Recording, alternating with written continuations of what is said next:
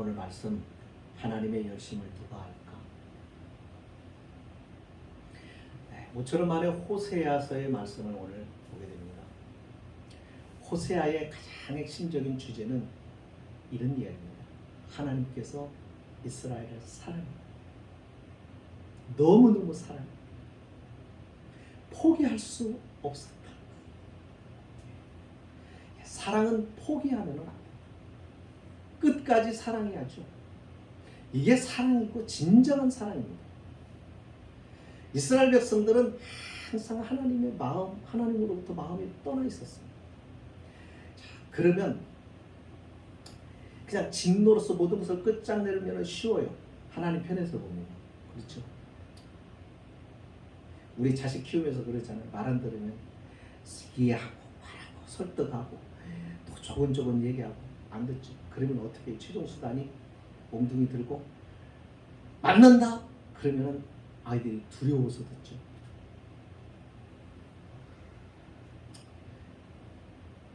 그러고 나면 다시 또 그래요. 이게 사람이에요. 우리 아이만 이상한 것이 아니라 모든 사람이 그래요. 어른도 그래요. 신앙생활하는 우리도 그래요. 이스라엘 백성들도 그래요. 예, 하나님께서 이스라엘 백성들을 진노하셨죠. 그런데 그들이 그 진노 가운데서 그때만 하나님 앞에 나오고 하나님 앞에 순종하고 하나님의 말씀을 따르고 시간이 지나고 세월이 지나면 또 잊어버립니다. 그것이 우리들의 모습이라는 것이죠. 자, 이렇게 돼가지고는 안 되죠. 그래서 우리의 의지나 우리의 힘이나 우리의 결단으로는 이 부분들이 가능하지가 않은 거예요. 그래서 하나님이 나서는 거예요. 하나님이 직접 나서서 그 나서심이 어떻게 성취되는가에 대하여 이 호세아에서 오늘 14장에서 말씀을 합니다. 하나님이 나서시니까 이루어지더라. 하나님이 역사하시고 하니까 하나님이 말씀하신 대로 되더라. 돌이킬 것 같지 않은 이스라엘 백성들이 돌아오고 변화되지 않을 것 같은 사람들이 변화되어 오더라. 그것을 바라보고 그 소망을 가진 이 호세아가 감탄하고 감격하면서 하는 말이 마지막 절 9절에 있습니다. 누가 지혜가 있어 이런 일을 깨달을 수 있으냐? 누가 총명함이 있어 이런 일을 알게 되냐? 쉽게 말하면 무슨 얘기예요? 우리의 지혜로는, 인간의 지혜와 총명함으로는 하나님의 이 놀라운 일들을 알 수가 없다. 우리가 어떤 일에 대해서요 경험을 했습니다. 너무 참 신비한 일을 경험했었는데 이걸 어떻게 말로 설명할 수가 없을 때가 참 많아요. 그러면 내가 답답하죠. 내가 어떤 기가 막힌 아름다운 장소를 봤어요. 말로 형용할 수가 없어요. 이건 세상에 있는 것이 아닌 거예요. 이건 천국 아니면 없는 거예요. 그런 것을 내가 꿈에서 보았어요. 근데 이것을 말로 설명을 하려고 하니까 너무 감격적이고 너무 놀라운 광경이어서 이것을 어떻게 말로 하려고 하니까 이 언어가 딸리는 거예요.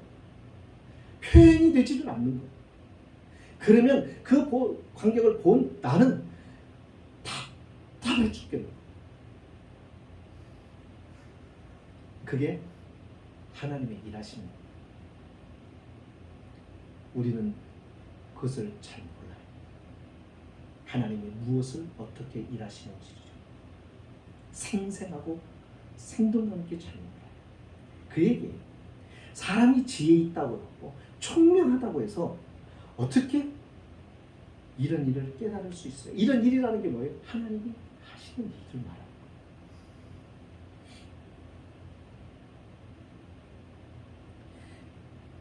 여러분, 신앙생활에 가장 중요한 것이 뭐냐면 기쁨이 있다는 겁니다. 아무리 오래 믿음 생활을 하고 신앙생활을 잘한다고 했을 때 내가 정말 신앙생활을 잘하는가 진단할 수 있는 방법 중에 하나가 뭐냐면 내가 믿음의 생활이 기쁜가. 왜냐하면 기쁘다는 것은 하나님을 만났다는 거예요. 내가 하나님의 일하심을 보고 있다는 거거든요. 그렇지 않으면 이 기쁨이 없어요. 그러니까 신앙생활이 기뻐야 됩니다. 그래서 언제나 이 기쁨을 어떻게 내가 유지하고 살아갈까? 이 믿음 생활에서 내가 왜 이 기쁘게 믿음 생활을 어떻게 할 수 있을까를 늘 생각하고 하셔야 됩니다. 예수를 믿는다는 게 그거잖아요. 억지로 믿음 생활하면 재미가 없잖아요. 기왕에 믿음 생활을 하는 것, 이것이 내가 일생 동안 해야 되는 것, 내가 가면 갈수록 내 생애가 짧아지면 짧아질수록 내 남은 인생이 짧아지면 짧아질수록 신앙생활은 더 잘해야 되는 거잖아요. 그런데 이 잘해야 되는 것이 기쁨이 있어야죠. 하나님께서 그 기쁨을 주신다고 말씀을 하는 거예요. 먼저 4절에 보면은 하나님께서 이런 말씀합니다. 그들의 반역을 고치고 기쁘게 그들을 사랑하겠다라고 하나님께서 말씀을 하십니다. 여기서 그들은 이스라엘 백성입니다. 오늘날로 말하면 하나님을 믿는 사람들을 말합니다. 하나님께 구원받은 사람들, 하나님을 섬기는 사람들, 이 사람들. 그런데 이 사람들이 어떻게 살았다고요? 반역을 했대요. 믿음 생활을 목사도 잘할 것 같지만 안 그렇습니다. 저도 얼마나 회개 많이 하는지. 어제 회개했는데 오늘 회개할 게 또 있어요. 조금 전에 했는데 뒤돌아서서 눈을 감고 엎드리면 또 회개할 것이 또 생각이 나요. 그러니까 가만히 보면서 제가 그런 생각이, 목사도 이거 죄 짓고 참 많이 사는데. 그러니까 그런 우리가 하나님의 뜻을 거스릴 때가 참 많아요. 그럴 수밖에 없어요. 우리의 연약한데. 근데 하나님께서 뭐라고 해요? 그렇게 하나님을 배반하는 일들을 어떻게 하신다고? 고치고 하겠어요. 우리 보고 고치라는 게 아니에요. 고칠 수 없다는 것이 결론으로 나왔어요. 하나님이 진노하셨잖아요. 하나님이 징계도 하셨잖아요. 역사 속에서 하나님께서 이스라엘 백성들을 심판을 하셨잖아요. 그런데도 이스라엘 백성들은 돌아오지 않았단 말이죠. 돌아오는 것 같았는데 그렇지 않았단 말이죠. 그러니까 이제는 그 진노에서도 그들이 스스로 돌아올 수가 없고 스스로 돌이킬 수가 없고 하나님께로 나올 수가 없었던 거예요. 그래서 하나님이 나서시는 거예요. 나서서 내가 고쳐주겠다. 고쳐주고 내가 그를 기쁘게 사랑하겠다. 하나님께로 오라고 하니까 올 수 없고 올 능력이 안 되니까 하나님께서 친히 다가오셔서 우리를 고쳐주시고 변화시켜주시고 우리를 우리보다 더 큰 사랑으로 사랑에 품어주시겠다.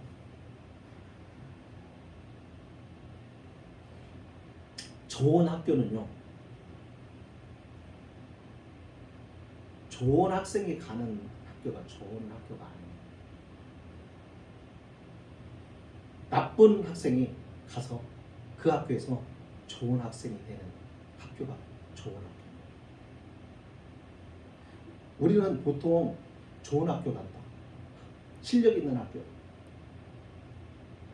실력 있는 학교는, 진짜 실력 있는 학교는 공부 잘하는 애들 전체에서 전교에서 1, 2등 학생들을 다 모아가지고는 모여있는 서울대학이 좋은 학교가 아니고,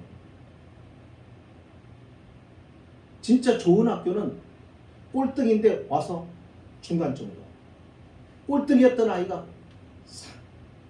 1, 2등 하고 그렇게 바꿔놓을 수 있는 학교가 진짜 좋은 학교 아닐까요? 우리는 세상에 살면서 자꾸 속아요. 저기는 참 좋은데, 저 사람은 참 좋은 사람. 근데 아닌 거예요. 여러분, 좋은 교회는 어떤 교회일까? 변화시키는 교회, 변화되는 교회. 그게 좋은 교회예요. 좋은 가정은 아이들이 변화되는 거예요. 우리 하나님이 찾아오셔서 우리를 변화시키신다. 이게 이스라엘 백성들을 향해서 하나님이 하신 말씀입니다. 내가 그들의 반역을 고치겠다. 그냥이 아니에요. 그냥 하나님은 반드시 고쳐서 쓰세요. 바로 잡아 쓰세요. 여러분, 우리가 사랑이라고 할 때 이 사랑을 잘못 오해하면 안 되잖아요. 아이들이 잘못됐어요. 생각이 잘못됐어요. 윤리적으로 도덕적으로 잘못됐어요. 가장 기본적인 양심에 바르지 못한 행동을 해요. 죄 가운데서 행해요. 그러면 그 모든 것을 그냥 품어주는 것이 진짜 사랑은 아니잖아요. 진짜 사랑은 뭐예요? 잘못된 것을 잘못됐다고 바르게 가르쳐주고 그것을 고치고 바로 잡을 수 있도록 도와주고 힘이 되어주고 붙잡아주고 끝없이 애정을 품고 그렇게 갈 수 있도록 보살피는 거예요. 다시 말하면 사람에는 책임이 있단 말이죠. 책임. 그를 붙잡고 바르게 하려고 하는 책임감을 가지고 사랑을 해야 된다. 하나님은 그런 사랑을 하신단 말이죠. 그래서 하나님이 내게 찾아오면 내게 일어나는 일이 변화라는 것이 생깁니다. 근데 이 변화가 쉬운가요? 하나님께서 오늘 이렇게 말씀하시는 거예요. 내가 너를 변화시켜줄게. 네가 변화될 수가 없다면 내가 너를 변화시켜줄게. 네가 나에게 다가올 수 없다면 내가 너에게 다가갈게. 진정한 사랑은 그것 아닙니까? 나에게 오라고 하는 것이 사랑이 아니라 그가 올 수 없다면 내가 다가갈 수 있는 게 사랑이라는 것이죠. 이것이 하나님의 선언입니다. 그래서 누가 오신 거예요? 직접 하나님이 오시잖아요. 우리와 같은 사람의 몸을 입고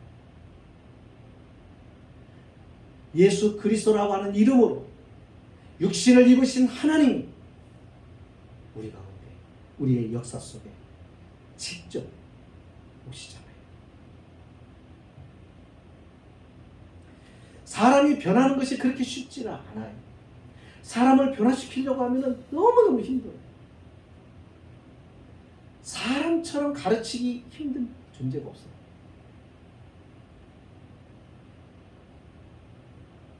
사람을 가르치기 위해서는 많은 교육비가 들어가요. 또 많은 시간이 들어가요. 사람을 제대로 가르치기 위해서는 가르치는 사람이 많은 시간의 인내가 필요해요. 이거 없으면 사람 변화시킬 수 없어요. 그러니까 학교 선생님들이 쉽지 않은 거예요. 부모님들이 자식을 키우는 게 쉽지 않은 거예요. 힘이 들어요. 인내가 필요하다고요. 인내하지 않으면 안 돼요. 그러면 절대로 변화되고 절대로 새로워지고 절대로 아름답게 자랄 수가 없어요.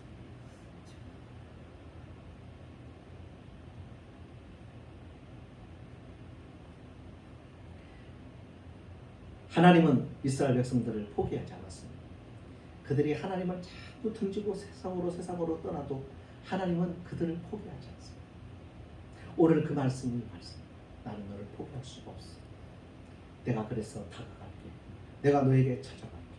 내가 너를 변화시켜줄게. 여러분, 우리는 우리의 의지로 변화될 수가 없어요. 우리의 결단으로도 안 돼요. 훈련으로도 안 돼요. 우리의 믿음에 자라는 것은 하나님이 우리에게 오셔서 우리를 변화시켜요. 그래서 신앙생활은 수동적이라고요.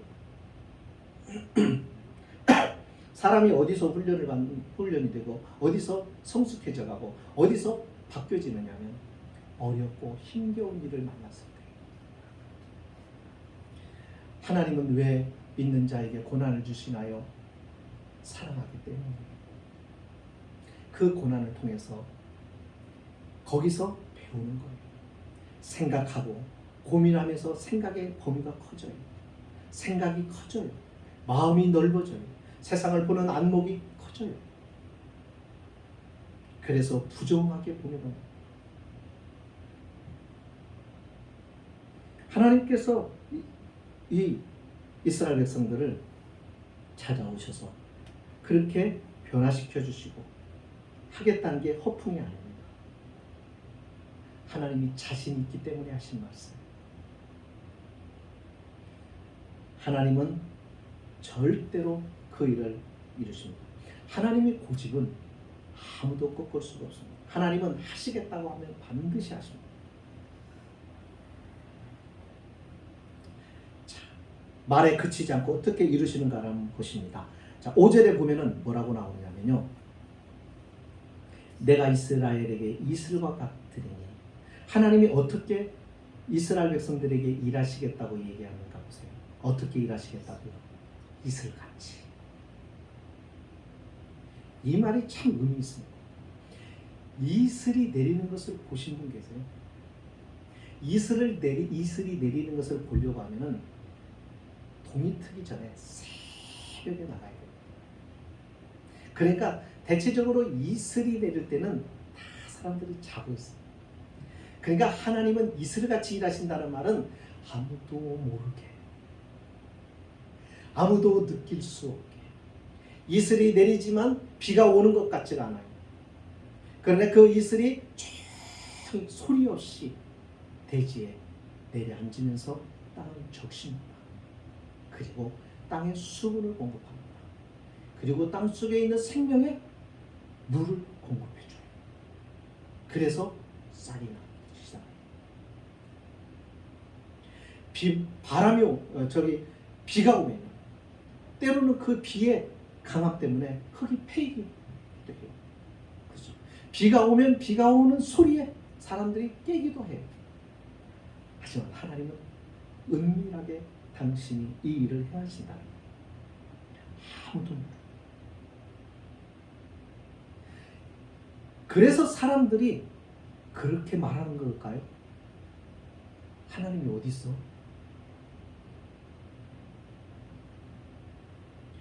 믿는 우리도 정말 하나님이 계실까? 가끔 그런 질문을 스스로에게 던질 때가 있죠. 그렇잖아요. 왜 우리가 그런 생각을 할까요? 도대체 하나님이 계신 것 같지가 않아요. 일하시는 것들이 이게 눈에 띄거나 보이게 하시지 않으세요. 성경이 아주 재밌는 표현이에요.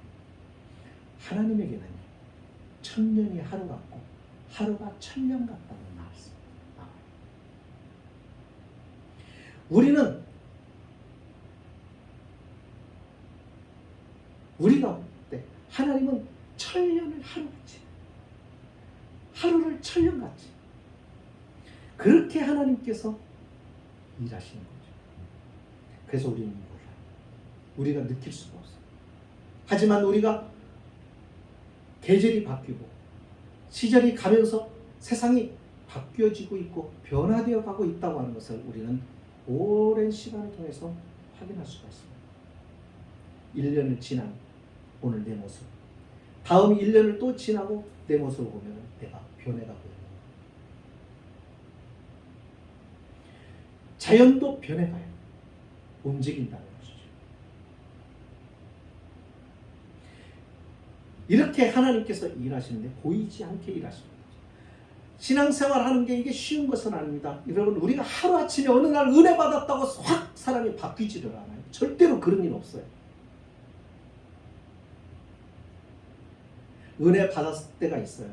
어느 날 실패를 통해서든 성경을 읽든지 하나님 만난 감격을 가질 때가 있어요. 있는데 그때 그것은 감동이에요. 그걸 통해서 내가 마음에 감동을 받는 거예요. 자극을 받는 거예요.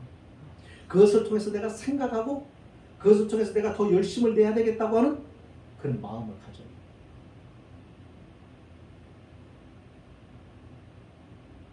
그러나 변화되죠.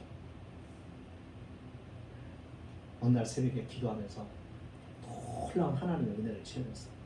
그날 하루 온종일 기뻐요. 즐거워요. 너무너무 행복해요. 그날 밤에 자고 일어났는데 그 감격이 다 사라져요. 그 감동이 다 사라져요. 그리고 나는 여전히 죄짓고 있는 겁니다. 어제 그 정도의 감동과 하나님의 그런 은혜를 입었으면 내가 오늘 바뀌어져야 되는데 내가 또 전과 같은 모습으로 돌아가 있는 내 모습을 볼 때가 있어요. 하지만 중요한 것은 변하지 않는 게 아니라는 것. 변해가고 있다. 하나님은 어느 한순간에 은혜 받음으로 우리를 바꿔내시는 게 아닙니다. 우리를 이 세상 끝날 때까지 하나님 나라에 우리를 초대하실 때까지 이 세상에서 많은 시간과 많은 사건과 그리고 그 사건과 삶 속에 하나님이 함께 하시고 일하심을 통해서 그걸 통하여 우리를 다듬어 가시고 우리를 세워 가시는 하나님이 은밀히 이슬같이 우리가 알지 못하는 순간에 일하심을 통하여 우리는 점점 달라져가고 있다는 것입니다. 어떻게 해요? 오늘 말씀에 백합화같이 피어난다고 그랬어요. 백합화같이. 그리고 백향목같이 뿌리가 박힐 것이다. 백합화라고 하는 것은 아주 하얗죠. 우아하죠. 성도의 모습을 말합니다. 순결한 성도의 모습으로 바꿔가시겠다는 것입니다. 백향목같이 뿌리가 박힐 것이다. 백향목은요, 레바논에 보면은 그 향나무입니다. 건축자재로 써요. 하늘을 향해서 수십 메타를 쭉 곱게 세워지는 그런 향나무. 향이 아주 은은해. 그래서 고급 건축자재로 사용됩니다. 그리고 곧게 이 곧게 나무가 높이 올라가면 올라갈수록 뿌리는 어떻게 돼요? 땅에 견고하게 받고 있어야죠. 그래야 비바람에 흔들리지 않죠.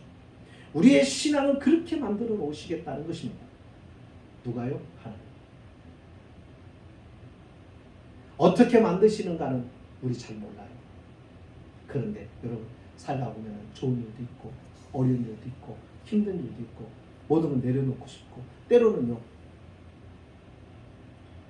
죽고 싶은 만큼 힘들고 외로울 때도 있어요. 그때도 우리가 기억할 건 뭐예요? 이 모든 것들이 뭐다? 하나님이 우리를 이렇게 만드시기 위한 손길이 모든 과정이라는 것이죠. 하나님을 믿지 않는 사람, 하나님을 없다고 생각하는 사람들은 이것이 너무 싫은 거죠. 왜 재수업 없이 나한테만 이런 일들이 생길까라고 생각을 해요. 아니, 그 사람들은 그렇게밖에 생각할 수가 없어요. 이것이 모든 것이 우연히 생긴다고 믿으니까. 하지만 우리에게는 다르다는 거죠. 우리는 백합화같이 피어나게 하시려고 하는 하나님의 손길이고 백향목같이 우리의 믿음의 뿌리를 깊게 받게 하기 위한 하나님의 은총으로 들어간다는 것입니다. 가지는 뻗어나가고 아름다움은 감람나무 같고 향기는 백향목 같은 것이다. 가지는 뻗는다는 말은 너희의 그 믿음의 신앙이 어떤 영역이 너로 인하여 확장되어 갈 것이다. 너뿐만 아니라 너를 통해서 너의 가정이, 너의 가정을 통해서 너의 이웃이, 일가와 친척이, 이 사회가 이렇게 영역이 확장되어 갈 것이다. 하나님의 은총이 너를 시작하여서 너로 인하여서 내 가정과 내 이웃과 그리고 내 일가와 친척들에게 이 하나님의 은총이, 하나님의 축복이 퍼져나갈 것이다. 영역이 확대되어 나갈 것이다.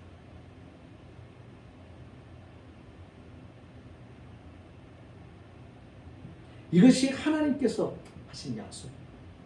그 말씀을 하시고 난 다음에 여러분 이 하나님을 알고 하나님을 예배하고 하나님께 영광을 돌리는 사람이 그 당시에 이스라엘 백성들의 이 소수에서 지금은 어떻게 됐어요?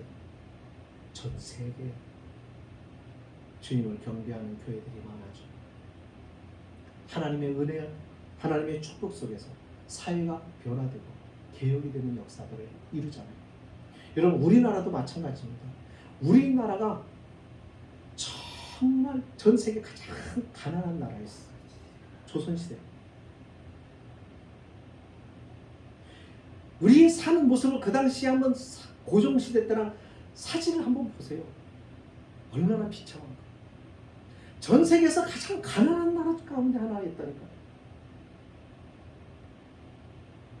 거기다가 전쟁 일제 침략을 받아 전쟁까지 일어나서 산에 있는 나무들이 다 불타 없어져. 논과 밭이 사라져 버렸어요. 산의 나무가 사라져 버렸어요. 그런 상태에서 먹을 것도 없고 가난한 나라였다. 그런 나라에 어떻게 경제적인 부흥이 있었는가를 생각해 보시고, 하나님 없이 생각하는 사람들은 그냥 우리들이 열심히 일해서라고 얘기하지만, 여러분 역사와 하나님을 기억하는 사람들은 그렇게 생각하지 않습니다. 그 나라의 운명을 바꿔놓았던 사람들이 누군가 보세요. 우리나라에도 독립운동했던 사람들, 그 사람들이 주로 어떤 사람들이었어요? 믿음의 사람들이었어요.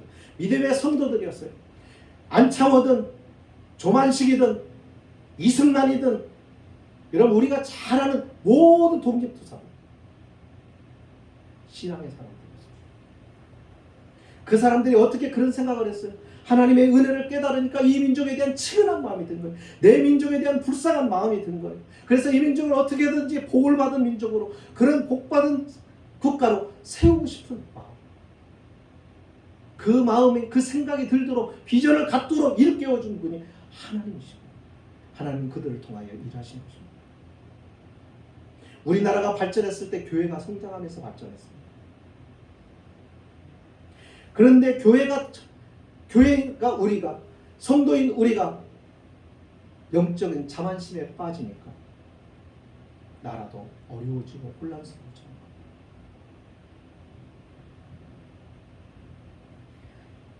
하나님께서 이처럼 이스라엘 백성들을 복을 주시겠다고 약속하십니다. 이 약속은 여러분 오늘도 유효합니다. 이 약속을 믿고, 이 약속을 받아들이고, 이 약속을 나의 것으로 삼고 살아가는 성도에게 이 약속이 유효합니다. 오늘도 저와 여러분의 삶 속에 하나님의 이와 같은 약속이 우리의 약속이 되어 성취될 수 있기를 원합니다. 이 약속이 성취되어서 이스라엘 백성은 이제 고백합니다. 8절에 뭐라고 고백하는가 보세요. 내가 다시 우상과 무슨 상관이 있으리. 전에는 하나님을 떠나 우상을 섬겼어요. 우상이라는 게 어떤 형상을 만들어 놓은 것을 말하는 것은 아니에요. 하나님을 떠나 다른 걸 의지하는 것이 우상이에요. 돈을 의지하면 돈이 우상이 됩니다. 자식을 우상하면 자식이 우상이 돼요. 근데 그들이 뭐라고 얘기한다고요? 이제 우리가 우상과 무슨 상관이 있냐? 결별하겠다는 거예요. 왜요? 하나님이 우리에게 베풀어 주신 것을 우리가 보니까, 그 결과를 보니까 이제는 이것을 우리가 의지하고 살았던 것이 너무 어리석었다는 것을 비로소 깨닫게 되는 것입니다.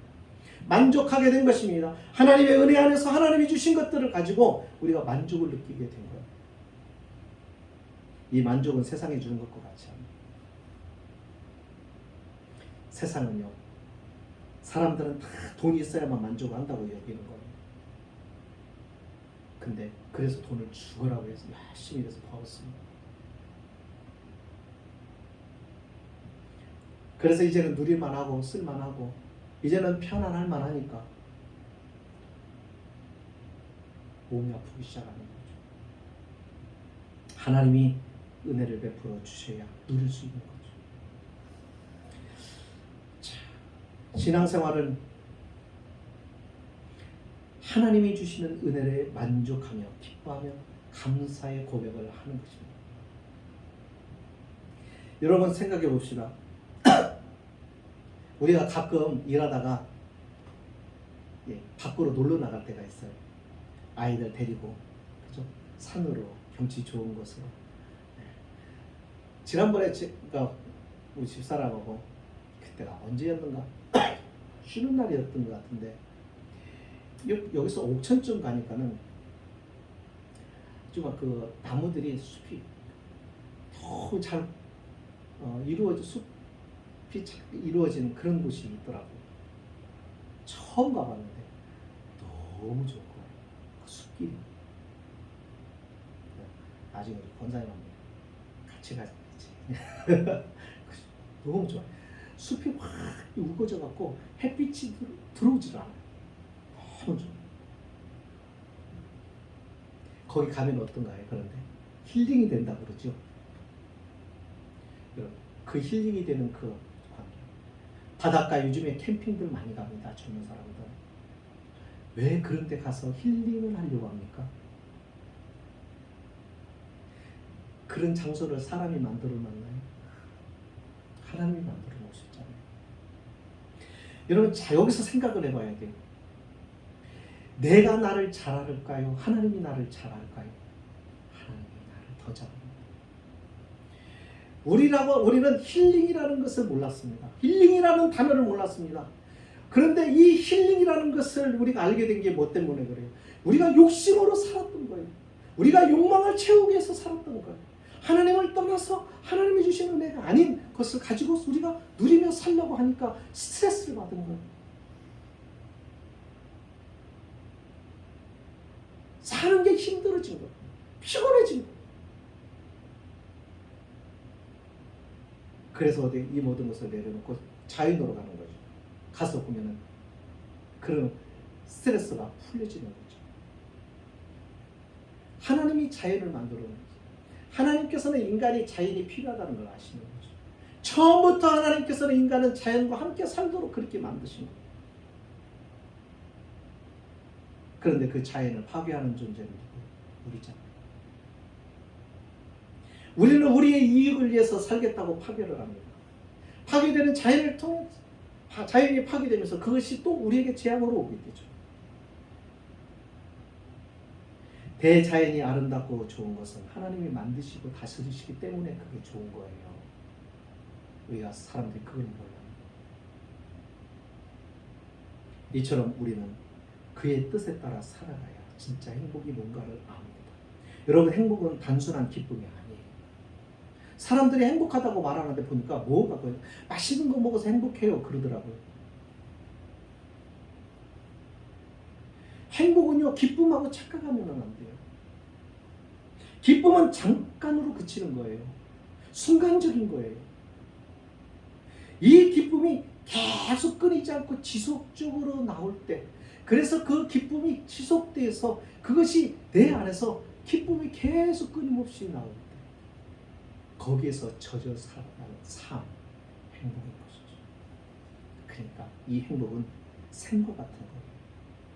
기쁨을 계속 솟아나게 해요. 샘은 가뭄에도 마르지 않아요. 그러니까 환경에 따라서 우리는 기쁨은 왔다 갔다 해요. 기뻤다, 슬펐다, 외로웠다. 조건에 따라서. 진짜 행복은 환난 중에도 감사가 있고 기쁨이 있고 위로가 있고, 이게 진짜죠. 이것은 어디서부터 온다고? 하나님께로부터 온다. 말씀을 마칩니다. 호세아 선지자는 지금 미래를 내다보는 겁니다. 호세아 선지자는 예수님이 오시기 훨씬 이전의 사람입니다. 호세아가 지금 살고 있는 당시에는 자기 백성 이스라엘 백성들이 하나님의 말씀을 떠나서 하나님을 등지고 하나님을 버리고 하나님 앞에 패역함 가운데로 살았던 시대의 사람입니다. 호세아가 그들을 바라볼 때마다 절망적이었습니다. 낙심되었습니다. 하나님은 호세아에게 비전을 주시는 겁니다. 지금은 너희 백성이, 이 백성이 이렇게 살지만 이 다음에는 안 그럴 것이다. 내가 그들을 찾아가서 고칠 것이다. 내가 그들로 기뻐할 것이다. 바로 그 증인이 저와 여러분입니다. 우리는 예수 안에서 이 기쁨을, 하나님과 소통을 하며 살아갑니다. 이스라엘 백성들이 누리지 못했던 이 놀라운 하나님의 은총과 축복을 우리는 예수 그리스도 안에서 맛보고 누리고 있습니다. 이것이 믿음의 생활. 그래서 예수 안에서 우리는 하늘의 기쁨을 맛보는 거예요. 신앙생활이 그거예요. 우리는 이 세상에서 우리가 갖고 우리가 하나님과 함께 있을 그 영원한 하나님의 나라의 것을 이 세상에서 예수님을 통하여 끌어다가 미리 맛보는 거예요. 그 기쁨을 가지고 세상을 사는 거예요. 그래서 뭐가 있어요? 세상의 조건에 때문에 기뻐하고 슬퍼하고 외로워하고 탄식하는 게 아니라 그것과 무관하게 우리 안에 늘 감사, 기쁨이, 하늘의 기쁨이 솟아나는 은혜가 있다는 것이죠. 그래서 우리는 세상을 이겨냅니다. 이게 신앙입니다. 믿음 생활은 단순한 거예요. 하나님 의지하고 하나님 잘 믿으며 사는 것. 하나님 말씀대로 그냥 가는 겁니다. 그러면 하나님이 인도하시는 길을 만나요. 하지만 왜 세상이 복잡하고 사는 게 힘들어지고 그러냐? 불순종하기 때문에. 그게 9절에 있잖아요. 여호와의 도는 정직하니 의인은 그 길로 다니거니와 그러나 죄인은 그 길에 걸려 넘어지리. 하나님의 말씀이 어떤 자에게는 복이 되는데 어떤 자에게는 걸려 넘어지는 돌과 같이 예수 그리스도를 믿고 의지하는 사람에게는 예수 그리스도를 통하여 하늘의 영광과 구원의 기쁨과 이런 것들을 다 맛보고 경험할 수 있는데 예수 그리스도를 등지고 살아가는 사람에게는 예수 그리스도를 등지고 살아가는 사람에게는 거치는 예수님이 돌이 되거든요. 그래서 넘어진다. 우리에게는 하나님께서 귀한 하나님의 자녀로 불러주셨습니다. 그런 저와 여러분의 삶이 오늘도 하나님께서 은혜로 역사하시면서 하나님께서 모든 것을 책임지고 이끌고 가니까 너는 어떡하라? 하나님을 의지하고 따라오기만 해라. 그런 여러분 누가 일하십니까? 내가 일하는 게 아닙니다. 나보고 하나님께서 변화라는 게 아니에요. 성경 어디도 가세요. 다 뒤져보세요. 하나님께서 변화되어라 라고 말씀하신 적이 있나요? 없어요. 누가 그렇게 하신다는 거예요? 하나님. 하나님이 지금도 일하신다니까. 우리에게는 따라오라는 거예요. 순종하고 따라만 오라는 거예요. 기도하십니다. 거룩하신 하나님,